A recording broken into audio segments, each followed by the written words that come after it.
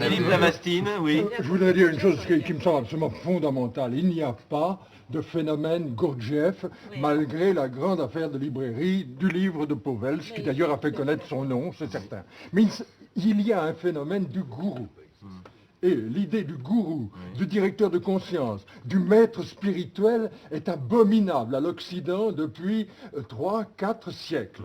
Maintenant, pourquoi faut-il des gourous dans un livre vraiment très honnête et très beau qui vient de paraître, La puissance et la sagesse de Friedman, de George Friedman, qui était un ami d'Aumale. Il n'y a qu'un reproche que je ferai à ce livre, c'est qu'il ne suppose pas un instant une autre puissance possible, la puissance du gourou. Gourou est un mot qui en sanskrit veut dire le lourd. C'est le même mot qu'on retrouve dans le mot français baron, le baromètre. Il y a les lourds. Au contact de Gurdjieff, beaucoup qui l'ont connu se sentaient légers. Alors, ce mot qui explique tout est dans le Veda à propos de Varuna, le dieu qui ressemble plus à Yahweh dans la Bible. Cette parole est celle-ci. Sa puissance donne la sagesse à toutes les créatures.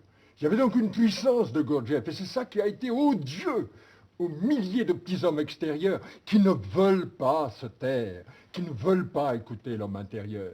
Récemment, quelqu'un me demandait, mais pourquoi faut-il des gourous? J'ai répondu par ce proverbe sanskrit, c'est encore un proverbe sanskrit. La terre tremble sous les pas des hommes qui n'ont pas de gourou. Elle se dit, que vont-ils encore me faire?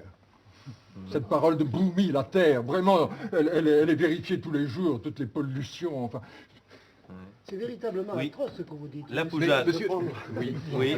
Je suis accablé par ce que je viens d'entendre. Oui, Monsieur Lavastine, la puissance du gourou n'est pas la puissance du gourou, elle est la puissance de Dieu qui passe à travers le gourou. C'est ainsi que Domal voyait dans Gurdjieff Dieu, comme tout bon hindou. Malheureusement, Domal était nourri du Mahabharata.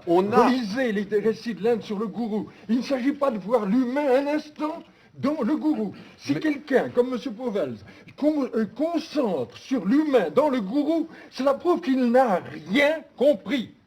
De quoi? Tout Du le gourou travail de est de ne Gurdjieff? pas voir l'humain dans le gourou. Il faut commencer par quelqu'un qui est le gourou. Ensuite, c'est il s'agira l'idolâtrie. de voir.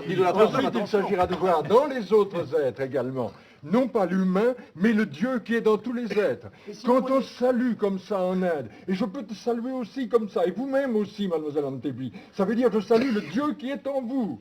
Si bien je peux saluer tout mademoiselle le Antebi monde n'est pas comme un gourou, ça. monsieur Lavastine. Elle ne se C'est donne pas pour un intéressant de gourou, toucher l'homme justement. qui est en l'homme, enfin. Il faut Oui, savoir on si peut l'appeler l'homme s'autoriser à être qui un est dans gourou. l'homme si on considère que l'homme extérieur est l'animal. Ah non, On peut absolument parfaitement se passer du mot Dieu si on fait une différence entre homme et animal. Bon, je crois que là, malheureusement, le débat...